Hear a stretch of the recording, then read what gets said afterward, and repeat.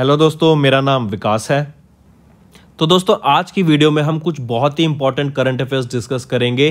Topic रहेगा international affairs of the August month. ये video आपके लिए काफ़ी हेल्पफुल रहेगा, तो इसको एंड तक ज़रूर देखिएगा। अगर आपने हमारे चैनल को अभी तक सब्सक्राइब नहीं किया है तो जल्दी से इसको सब्सक्राइब कर दें और हमारी वीडियो को लाइक कर दें। तो आइए फ्रेंड्स, अपना सेशन स्टार्ट करते हैं, लेकिन उससे पहले आपके लिए कुछ इंपॉर्टेंट इन्फॉर्मेशन। हमारी एक ऐप है कैरियर्स क्लाउड के नाम से, जो आप प्ले स्टोर से जाके डाउनलोड कर सकते हैं। जैसे ही आप प्ले स्टोर से एप्लीकेशन को डाउनलोड करते हैं, इंस्टॉल करते हैं, आपके पास ऐसा पेज खुलेगा एक। उस पर आपको जाके अपनी गूगल आईडी से आपको लॉगिन करना है। लॉगिन करने के बाद ही जैसे ही आप लॉगिन करके अपनी एप्लीकेशन को ओपन करते हैं तो आपको एक विंडो ऐसी दिख जाएगी। इस विंडो में आपको देखेंगे तो आपको करंट अफेयर्स का एक सेक्शन दिखेगा। यहाँ पे आपको करंट अफेयर, इस पर क्लिक करते ही आप हमारे करंट अफेयर के सेक्शन में आ जाएंगे। हमारा करंट अफेयर का जो सेक्शन है, जो हम आपको कोर्स प्रोवाइड करते हैं एप्लीकेशन में, बहुत अच्छा कोर्स है। आपकी प्रिपरेशन में बहुत ज़्यादा हेल्प होने वाली है। मैं आपको बता देता हूँ, ये कोर्स ऐसा है कि आपको कम से कम एक ही क्वेश्चन आप कम से कम 4 से 5 बार रिवाइज करेंगे। इतना हेल्पफुल रहने वाला है आपके लिए। देखते हैं हम आपको क्या प्रोवाइड करते हैं। हम आपको करंट अफेयर्स हिंदी में प्रोवाइड कर रहे हैं और हिंदी के साथ साथ हम इंग्लिश में भी प्रोवाइड करते हैं। जो कंटेंट होता है वो भी हिंदी में लिखा होता है। पहली चीज़, हम आपको डेली करंट अफेयर्स प्रोवाइड कर रहे हैं। डेली पीडीएफ मिलेगी आपको, डेली आपको क्वेश्चन आंसर फॉर्मेट में मिलेगा। ठीक है, आपको डेली के 20 क्वेश्चन मिलेंगे जिसको पढ़ के आप जिसकी अपनी प्रैक्टिस कर सकते हैं, और ये बहुत हेल्पफुल होता है रिवीजन में। क्वेश्चन आंसर्स मिलेंगे आपको current affairs format, question answer के फॉर्मेट में।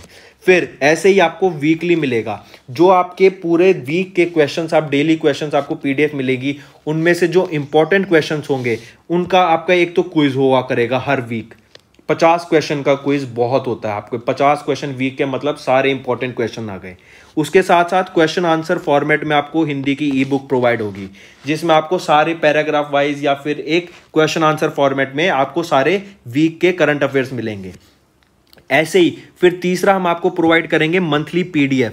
पीडीएफ आपकी हिंदी में ही होगी। आपको टॉप 100 क्वेश्चन आंसर्स मिलेंगे। ठीक है, जो पूरे महीने के 100 इंपॉर्टेंट क्वेश्चंस हैं वो आपको एक पीडीएफ प्रोवाइड की जाएगी, उसमें मिलेंगे। वो आपको क्वेश्चन आंसर फॉर्मेट में भी प्रोवाइड होंगे। तो आप देख रहे हैं हम आपको कितनी अच्छी चीज़, और ये आपका पूरा 1 साल का कोर्स होता है। आपको 2 कोर्स के ऑप्शन मिलेंगे, एक तो होगा फॉर 1 ईयर, एक होगा फॉर 2 ईयर। अगर आप न्यू एस्पिरेंट हैं, आपको मतलब अभी आपने प्रिपरेशन जस्ट स्टार्ट की है, तो आई विल सजेस्ट आप 2 साल का कोर्स परचेज करें। बट आप एक रेगुलर एस्पिरेंट है और पढ़ रहे हैं तो आप 1 साल का कोर्स भी परचेज कर सकते हैं। इंपॉर्टेंट थिंग इसकी बात यह है कि हम आपको अलग बैंकिंग अवेयरनेस के भी क्वेश्चंस प्रोवाइड करते हैं। बैंक से रिलेटेड जो आपके क्वेश्चंस होंगे सब इसमें हम अपना कोर्स में कवर कर देते हैं। बहुत अच्छा कंटेंट होता है। कंटेंट में आपको कोई शिकायत नहीं होगी, एंड डेली अपडेट होता है। आपको डेली पीडीएफ मिलेंगी, उसकी भी कोई टेंशन लेने की जरूरत नहीं है आपको।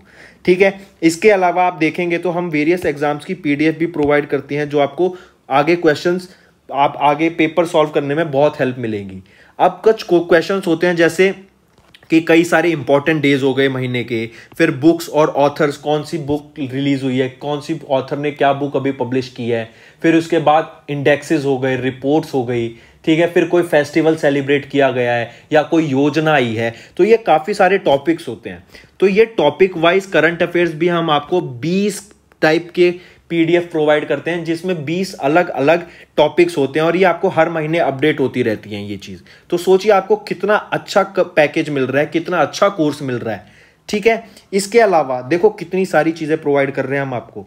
इसके अलावा स्टेट करंट अफेयर्स, हर स्टेट के करंट अफेयर्स भी आपको इंडिविजुअली प्रोवाइड होते हैं इसके साथ। ठीक है, तो देखिए हम आपके लिए कितनी मेहनत कर रहे हैं। आपको कुछ नहीं करना, आपको सिर्फ सब्सक्राइब बटन दबाना है और हमारे चैनल को सब्सक्राइब करना है। इसके अलावा आप सभी फ्रेंड्स के लिए मेरी तरफ से एक गिफ्ट, जैसे ही आप पेमेंट करने वाले होंगे हमारी एप्लीकेशन में, वहीं पर आपको नीचे एक कोड डालने का ऑप्शन मिलेगा। अगर वहां पर आप विकास 10 कोड डालते हैं तो आपको सीधा 10% का एक्स्ट्रा डिस्काउंट मिल जाएगा। सिर्फ विकास 10 आपको कोड उसमें यूज करना है, एंड मेरी तरफ से आप सभी के लिए एडिशनल 10% डिस्काउंट। तो जाइए जल्दी से हमारे कोर्सेज को देखिए एंड उसको परचेज कीजिए। तो आइए अपनी वीडियो स्टार्ट करते हैं। तो चलिए फ्रेंड्स स्टार्ट करते हैं। सबसे पहले हम बात करेंगे international day of the world's indigenous peoples, या फिर आप इसको ऐसे याद रखिए वर्ल्ड्स ट्राइबल्स डे। ठीक है, वर्ल्ड ट्राइबल डे या फिर international day of the world's indigenous people कब ऑब्जर्व किया जाता है? 9 अगस्त को ऑब्जर्व किया जाता है। इंपॉर्टेंट, इसको मार्क करके चलिएगा। इसकी एक थीम भी आपको साथ साथ याद रखनी है, जो कि है leaving no one behind, indigenous people and the call for a new social contract. तो ये आपकी 2021 के वर्ल्ड ट्राइबल्स डे या फिर आप international day of the world's indigenous people कह लो, इसकी थीम रहेगी। इंपॉर्टेंट, इसको भी अपना साथ नोट करके चलिएगा।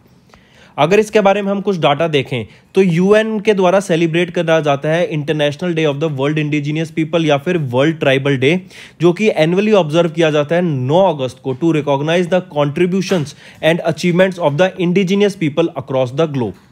ठीक है, जो आप देखेंगे हम ट्राइबल्स के बताते हैं, इनका हर ट्राइब का एक अपना अलग कल्चर होता है, इनकी एक यूनिक आइडेंटिटी होती है, इनका ट्रेडिशन, लैंग्वेज, इनका जो नॉलेज सिस्टम होता है वो लोकेशन टू लोकेशन वेरी करता है। The theme of the International Day of the World's Indigenous People 2021 is Leaving No One Behind, Indigenous People and the Call for a New Social Contract। ये मैं आपको बता चुका हूं, इस थीम को नोट डाउन जरूर करना, पूछने के चांसेस रहेंगे। नेक्स्ट हम बात करेंगे CDRI की। CDRI काफी इंपॉर्टेंट रहेगा, इसको मार्क करके चलिएगा, बिकॉज CDRI जो एक इनिशिएटिव था ना, ये इंडिया के द्वारा स्टार्ट किया गया था। Important, prime minister Narendra Modi ji के द्वारा इसको स्टार्ट किया गया था 2019 में। ठीक है, CDRI। और CDRI है क्या आपका? CDRI coalition for disaster resilient infrastructure. मतलब अगर कोई फ्यूचर में डिजास्टर आता है तो उसके लिए हम पहले से प्रिपेयर रहें। एंड एक जैसे अभी कोविड-19 को देखा हमने, तो सिमिलरली उसके तरीके से है कि अगर कोविड-19 आया, अगर हम पहले से प्रिपेयर होते तो एक पूरा सेटअप होता, हमारा एक सिस्टम डेवलप्ड होता, तो काफी लोगों की जान बचाई जा सकती थी। तो इसी मद्दे नजर रखते हुए फॉर डिजास्टर कैसे हो गया? जैसे अर्थक्वेक आ गया, सुनामी आ गया, तो उसको नजर रखते हुए ये CDRI एक प्रपोजल था जो इंडिया के द्वारा रखा गया था 2019 में। इसमें आपको पता होना चाहिए अभी से 25 मेंबर इसके पार्ट हैं। इसमें अभी रिसेंटली बांग्लादेश को ऐड किया गया है। बांग्लादेश के साथ याद रखना कनाडा भी अभी ऐड किया गया है। ठीक है, बांग्लादेश और कनाडा दोनों को ऐड किया गया और टोटल अभी 25 कंट्रीज और 7 इंटरनेशनल ऑर्गेनाइजेशन इसकी पार्ट है। अगर इससे रिलेटेड डाटा देखें, बांग्लादेश एंड कनाडा इन्होंने अभी ज्वाइन किया CDRI, जो कि एक इनिशिएटिव था इंडिया का, जो कि प्राइम मिनिस्टर नरेंद्र मोदी जी के द्वारा UN क्लाइमेट एक्शन समिट 2019 में लॉन्च करा गया था। इंडिया के external affairs minister S Jaishankar has welcome both nation as a partner under CDRI। किनको? बांग्लादेश और कनाडा को। CDRI की बात करें, it is a global partnership of national government, united nation agencies, programmes, multilateral development banks, financing mechanisms, private sectors, knowledge institutions to promote the resilience of new and existing infrastructure systems to climate and disaster risk in support of sustainable development। मतलब sustainable development as well as आने वाले कोई भी future में कोई भी दिक्कत होती है तो उसको मद्देनजर रखते हुए जो भी डिजास्टर को हम रोक सकते हैं, उसका कैटर कर सकते हैं, उसकी वजह से ये CDRI डेवलप किया गया। और ये किस पे वर्क करेगा? आपके सस्टेनेबल डेवलपमेंट प्रोग्राम्स पे ही ये वर्क करेगा। जो भी ये आगे स्टेप लेंगे वो नजर रखते हुए किसके? ताकि सस्टेनेबल डेवलपमेंट गोल जो भी हमारे है पेरिस के, उसको मीट किया जा सके। ठीक, अगर बात करें CDRI की, 25 मेंबर कंट्रीज हैं और 7 इंटरनेशनल ऑर्गेनाइजर इसके मेंबर्स हैं after inclusion of Bangladesh and Canada. ये आप देख सकते हैं यहाँ पे ये कंट्रीज हैं जो इनका पार्ट रहेंगी। ठीक है, चलिए नेक्स्ट पे चलते हैं। नेक्स्ट काफी इंपॉर्टेंट है, इसको मार्क करना, हम कई बार पढ़ चुके हैं ये, कि वो वर्ल्ड की कौन सी पहली कंट्री बनी है जिसने एक पेटेंट दिया आर्टिफिशियल इंटेलिजेंस के द्वारा डेवलप किए गए एक सिस्टम को। ठीक है, मतलब इन्होंने एक रिसर्च करी आर्टिफिशियल इंटेलिजेंस ने, और वो कोई नया रिसर्च इनोवेशन लेके आया, आर्टिफिशियल इंटेलिजेंस। यस, आपका आर्टिफिशियल इंटेलिजेंस कुछ ने कोई इन्वेंशन करी, उसको पेटेंट मिला साउथ अफ्रीका गवर्नमेंट के द्वारा। ठीक है, नाम याद रखना कंट्री का, साउथ अफ्रीका रहेगा जिसने पेटेंट दिया आर्टिफिशियल इंटेलिजेंस द्वारा दिए गए किसी इनोवेशन को। आप पूछा जा सकता है कि आर्टिफिशियल इंटेलिजेंस का नाम क्या रहेगा जिसने ये किया? वो है डेबस। डेबस क्या है? Device for autonomous bootstrapping of unified sentience. ठीक है, किसके द्वारा दिया गया? साउथ अफ्रीका के द्वारा दिया। ये बिका पहला कंट्री, ये बना पहला country in the world to grant patent to an artificial intelligence system. Alright, और वो क्या था? वो था patent related to an food container system based on the fractal geometry invented by AI, that is your artificial system, and name of it is DABUS. DABUS Stephen Thaler के द्वारा develop किया गया था। Its main functions are emergency warning system, spoiled food alert and others. ये एक type का AI है जो ऑफन रेफर किया जाता है क्रिएटिविटी मशीन्स के कैटेगरी में, and they are capable of independent and complex functioning. अगर आर्टिफिशियल इंटेलिजेंस क्या होती है या सबको ही पता है कि ह्यूमन से भी एक तेज काम करती हैं, और आपका मतलब जैसे हम कंप्यूटर है, कंप्यूटर को तो हमें मैनुअली कुछ इनपुट देना होता है टू डू द वर्क, लेकिन आर्टिफिशियल इंटेलिजेंस क्या होती है, जैसे ह्यूमंस को आर्टिफिशियली बना दिया, उनके दिमाग को रेप्लिकेट किया ताकि वो खुद सोच सके एंड खुद वो आगे जो गाइडेंस, उसको जो इंस्ट्रक्शन दिया उसको वो आगे कैरी आउट कर सके। ये टर्म जो आर्टिफिशियल इंटेलिजेंस है किन के द्वारा कॉइन किया गया था? जॉन मैकार्थी के द्वारा 1956 में।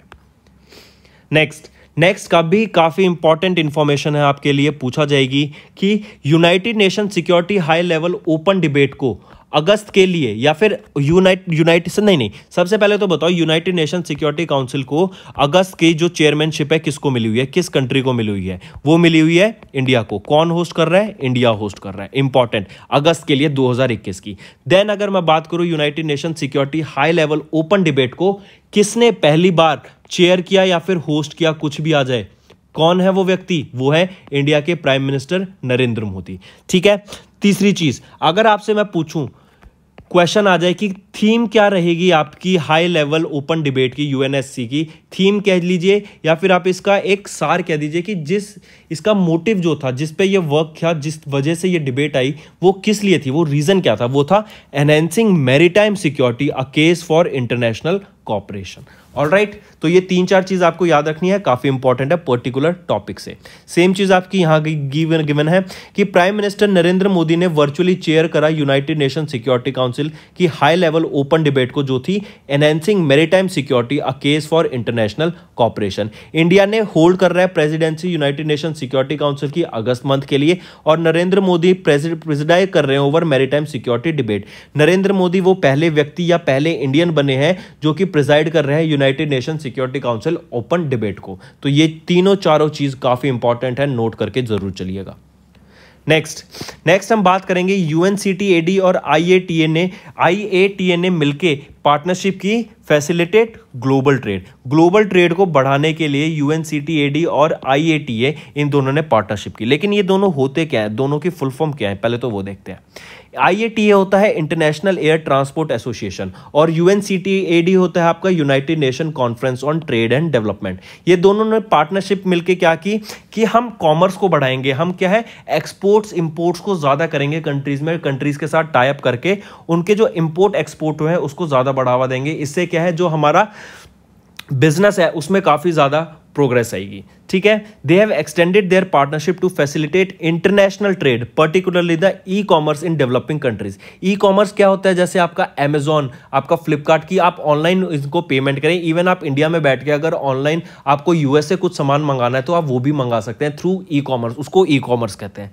ऑलराइट, तो ई कॉमर्स को इन डेवलपिंग कंट्री में बढ़ावा देने के लिए, ताकि उनका ट्रेड बढ़ सके ऑल ओवर द वर्ल्ड, इसलिए आईएटीए और यूएनसीटीएडी ने मिलकर एक पार्टनरशिप की। As part of the partnership the air cargo messaging standard will be integrated with this automated system for customs data, जो कि united nations conference on trade and development का खुद का ऑटोनमस कस्टम मैनेजमेंट सिस्टम रहेगा ये। ठीक है। चलिए, अगर आईएटीए की बात करें 1945 में बना था, विली वॉश इनके डायरेक्टर जनरल हैं, हेडक्वार्टर रहेगा इनका कनाडा में। अगर यूएनसीटीएडी की बात करें 1964 में बना था, इनके एक्टिंग सेक्रेटरी जनरल है इजाबेल दुरंत, और इनके जो हेडक्वार्टर रहेगा कहां पर है? जिनेवा स्विट्जरलैंड में। मूविंग ऑन, नेक्स्ट हम बात करेंगे सागो क्या है? पहले तो फुल फॉर्म पर देखिए। सागो है international scientific advisory group for origins of novel pathogens. ये नोवल पैथोजेंस, और जो आप देख रहे हैं कि कोविड-19 हुआ था तो हम देख रहे हैं उसके वेरिएंट्स आते जा रहे हैं, हर कंट्री से थोड़े टाइम में कोई नया वेरिएंट आ जाता है। तो उन वेरिएंट्स पे नजर रखने के लिए कोई नया ओरिजिन ऑफ नोवल पैथोजन या फिर कोई नई disease if in coming future अगर ह्यूमंस पे अटैक कर सकती है, उस पे भी नजर रखने के लिए ये एक सागो डेवलप किया गया। ये किसका इनिशिएटिव था? ये WHO के द्वारा स्टार्ट किया गया है। ये एक एडवाइजरी ग्रुप रहेगा, the international scientific advisory group for origin of novel pathogens. ये एक एडवाइजरी ग्रुप है जो कि एक डेवलप करेगा global framework to study emergence of future pathogens with pandemic potential. Next, एक चीज और आप इसमें याद रखिए, एक टर्म होती है जूनोज। जूनोज ये क्या होता है? जूनोज होता है आपका जो डिजीज आपकी एनिमल से ह्यूमंस में ट्रांसमिट होती हैं, उनको जूनूस कहते हैं। क्या कहते हैं? जूनूस। इसको मैं यहां करेक्ट करके लिख देता हूं, ये होती है ZOONOSES, जूनोसिस या फिर जोनोटिक डिजीज। आप इसको कुछ भी कह सकते हैं, जूनूस कह लीजिए या फिर जोनोटिक डिजीजेस। वो होती हैं जो एनिमल से ह्यूमंस में बेसिकली ट्रांसफर हो जाती हैं, उनको जूनोसिस कहते हैं। चलिए बैक टू टॉपिक्स। नेक्स्ट हम बात करेंगे India to host second edition of UNWGIC next year. मतलब याद रखिए अक्टूबर 2022 में ये आपकी यूनाइटेड नेशन की WGIC को होस्ट करेगा इंडिया। लेकिन UN की WGIC है क्या? याद रखिए united nation world geo spatial information congress. मतलब जियो स्पेशल होता है, जैसे आप अर्थ से समझिए, जियो का मतलब अर्थ आ जाता है। आप ऐसे समझ के समझिए इस क्वेश्चन को कि अर्थ की जो डाटा है उसको मैप करने के लिए एक सैटेलाइट, ताकि पता लगा सके कहां पे क्या है, रिमोट एरियाज में जाके इंटरनेट प्रोवाइड कर सके लोगों को। क्योंकि अभी भी हम देखते हैं, अगर मैं इंडिया की बात करूं तो अराउंड 1/4 इंडियन ही सिर्फ इंटरनेट को एक्सेस कर पाते हैं अभी टू द टाइम। बाकी जो बच्चे हैं वो इंटरनेट को एक्सेस ही नहीं कर पाते हैं, लोग एक्सेस नहीं कर पाते हैं due to unavailability of the internet. अभी तो कई हम जानते हैं कि कई शहर कई गांव ऐसे हैं जहां पे अभी तक 24 घंटे बिजली भी नहीं आती। तो अभी तो बहुत जगहें ऐसी हैं जहां पे इंटरनेट को पहुंचना है, तो उसको बढ़ावा देने के लिए, ये तो सिर्फ इंडिया की बात थी, मैं अब पूरे वर्ल्ड की बात कर रहा हूं, पूरे वर्ल्ड में बात की गई, ठीक है। ये तो इंटरनेट को एक पूरा जियो, सिर्फ इंटरनेट ना समझिए, कनेक्शन पहुंचाने के लिए, वहां पे उस जगह की मैपिंग करने के लिए, सर्वेलेंस करने के लिए, सारी चीजों को ध्यान में रखते हुए इंडिया ये एक United nation world geo spatial information Congress, जो कि कब अक्टूबर 2022 में होगी हैदराबाद तेलंगाना में। और ये क्या होगी, किस थीम पर होगी? Towards Jio enabling the global village. Towards Jio enabling the global village, ये आपकी थीम रहेगी United nation world geo spatial information Congress की 2022 की अक्टूबर में, जो कि हैदराबाद तेलंगाना में होगा। और कंट्री का नाम पूछा जाए तो इंडिया होस्ट करेगा, एडिशन सेकेंड रहेगा। It will be organise as a part of Azadi ka Amrit Mahotsav. मतलब इंडिया ने इस साल हमें पता देखा कि अगले साल 75 साल हो जाएंगे इंडिया को, उनकी इंडिपेंडेंस को पूरे हुए। 2021 में, यह भी एक इंपॉर्टेंट क्वेश्चन बनता है, 2021 में इंडिया को कितने साल हो गए आज़ाद हुए? 75 साल हो गए, ठीक है। तो आज़ादी के अमृत महोत्सव को ध्यान में रखते हुए ये एक India second edition of United nation world geo spatial information Congress को होस्ट करेगा 2022 में, ठीक है। This information was provided during the fund raiser event, जो कि ऑर्गेनाइज किया गया department of science and technology, ministry of science and technology के द्वारा of 11th session of the United nation committee of exports on global geo information management, जो कि held होगा अगस्त 2021 के एंड में। It was inaugurated by Ashutosh Sharma, जो कि secretary है DST के। DST क्या है? Department of science and technology. फिर अगर हम बात करें what is geo spatial data, ये है क्या जो मैंने आपको बताया? Also known as geo data, it contains location information such as an address, area और zone improvement plan code, ZIP code linked to data set. This data set can be obtained from GPS data, geospatial stationary imagery telematics device, IoT things, that is your Internet of Things and geotagging। मतलब उस जगह का location का data मिल सके, location का address मिल सके, इसीलिए ये एक पूरी कांग्रेस होगी जिसको इंडिया होस्ट करेगा 2022 में। नेक्स्ट काफी इंपॉर्टेंट रहेगा from the perspective of environment, कि वो वर्ल्ड का पहला कौन सा कंट्री बना जिसने फॉसिल फ्री स्टील बनाया। वो है स्वीडन, इंपॉर्टेंट, ठीक है। और ये किस टेक्नोलॉजी पे वर्क करके बनाया इन्होंने? हाइड्रोजन, ठीक है, ग्रीन हाइड्रोजन। इसको किस टेक्नोलॉजी पे वर्क करके बनाया? ग्रीन हाइड्रोजन, ठीक है। ग्रीन हाइड्रोजन की हेल्प से स्वीडन ने वर्ल्ड का पहला फॉसिल फ्री स्टील की मैन्युफैक्चरिंग की, और बोला जा रहा है कि 2026 तक एक फुल फ्लैज एक इंफ्रास्ट्रक्चर बन जाएगा जो कि प्रॉपर इसी पे वर्क करेगा, और यही मैन्युफैक्चरिंग में फॉसिल फ्री स्टील ही वर्क किया जाएगा। नेक्स्ट, स्वीडन का green steel venture hybrid HYBRIT had made the world's first custom delivery of the steel produce without using of coal and coke के बिना यूज करके इसको बनाया गया, ठीक है। फिर इसका फुल फ्लैज कमर्शियल प्रोडक्शन कब तक? 2026 तक स्टार्ट करने की बात की गई है। हाइब्रिड क्या है? ये आपकी hydrogen breakthrough iron making technology है, इसकी फुल फॉर्म भी याद रखना हाइब्रिड की, जो कि रॉ मटेरियल को यूज करती है to manufacture so called green steel. Next, अगर की पॉइंट देखें तो the tech aims to replace coking fossil fuel. क्या है? ताकि जो हम कार्बन रिलीज कर रहे हैं एनवायरनमेंट में उसको एकदम हम रिड्यूस कर सके एंड एनवायरनमेंट को पॉल्यूशन फ्री कर सके। इसी चीज की वजह से लेके आज पूरे वर्ल्ड में हम यही स्टेप ले रहे हैं कि हम कैसे रिन्यूएबल एनर्जी को ज्यादा बढ़ावा दे सकें, या फिर ऐसी एनर्जी पे शिफ्ट हो जो कि लो कार्बन रिलीज करे एनवायरनमेंट में, ना के बराबर। जैसे ग्रीन हाइड्रोजन है, इसका जो कार्बन कंटेंट होता है ना, जो कार्बन रिलीज करता है ये एनवायरनमेंट में बर्न होने पर, वो एकदम जीरो होता है, ये एकदम कार्बन न्यूट्रल है। नेक्स्ट बात करेंगे हम कि इंडियन एशियन पार्टनरशिप को हम ध्यान में रखते हुए देखें तो 2022 में अब 30 साल हो जाएंगे उनकी एनिवर्सरी को, ठीक है। इसी वजह से 2022 को अब सेलिब्रेट करने के लिए एशियन इंडियन फ्रेंडशिप ईयर के नाम से जाना जाएगा। ये आप इंपॉर्टेंट नोट करके चलिएगा कि एशियन इंडियन फ्रेंडशिप ईयर कब मनाया जाएगा? 2022 को। और 2022 में 30वीं एनिवर्सरी रहेगी Asian of south Asian nation, जो कि एशियन होता है, और इंडिया के रिलेशनशिप की। दोनों को इंपॉर्टेंट मार्क करके चलना, सबसे इंपॉर्टेंट यही है। नेक्स्ट हम बात करेंगे सेफ सिटीज इंडेक्स 2021 के बारे में। कौन रिलीज करता है? EIU, इकोनॉमिस्ट इंटेलिजेंस यूनिट इसको रिलीज करती है। इस बार 60 सिटीज का डाटा देखा गया, और इसमें से मतलब 60 सिटीज की रैंकिंग आई, जिसमें से इंडिया की 2 सिटी इसमें रैंक की गई। न्यू दिल्ली की रैंक थी 48 और मुंबई थी वो दूसरी सिटी जो इसमें रैंक की गई, और मुंबई की रैंक रहेगी आपकी 50। ये दोनों चीज इंपॉर्टेंट है, ठीक है। 3 चीज हो गई एक्चुअली इसमें। एक तो कौन रिलीज करता है सेफ सिटीज इंडेक्स को? EIU रिलीज करता है। और न्यू दिल्ली की, और इसमें 2 सिटीज आई इंडिया की, न्यू दिल्ली एंड मुंबई, जिसमें से न्यू दिल्ली की रैंक रहेगी 48 और मुंबई की रहेगी 50, ठीक है। मुंबई की क्या रहेगी? 50। और ये टोटल कितनी थी इसमें? टोटल 60 सिटीज के रैंक आई इसमें। सेम चीज है ये। द कैपिटल सिटी और the financial capital city of India. Financial capital city India की कौन सी है? मुंबई। और कैपिटल सिटी कौन सी है? दिल्ली। 4th एडिशन देखा गया इस बार सेफ सिटीज इंडेक्स 2021 का। 60 ग्लोबल सिटीज इसमें आई। इकोनॉमिस्ट इंटेलिजेंस यूनिट के द्वारा इसको रिलीज किया गया, ठीक है। क्या रिपोर्ट का टाइटल रहा? Safe cities index 2021, new expectation demand a new coherence. Delhi की रैंक क्या रही? 48। और आपकी सिटी जो मुंबई है उसकी क्या रैंक रही? 50।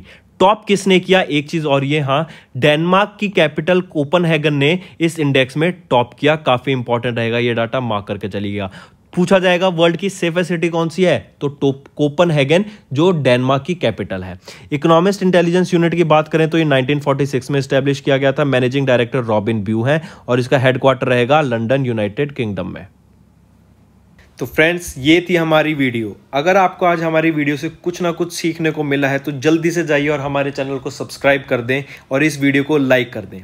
और फ्रेंड्स, अगर आपको हमारे कंटेंट से रिलेटेड या फिर हमारे कोई ऐप से इशू आ रहा है, कोई भी आपको प्रॉब्लम है, तो आप हमारी जीमेल आईडी जो कि है support@affairscloud.com या फिर हमारा नंबर 9677333862 पर कांटेक्ट कर सकते हैं एंड हमारी टीम जल्दी से जल्दी आपके इशू को रिजॉल्व करने में आपकी सहायता करेगी। So take care.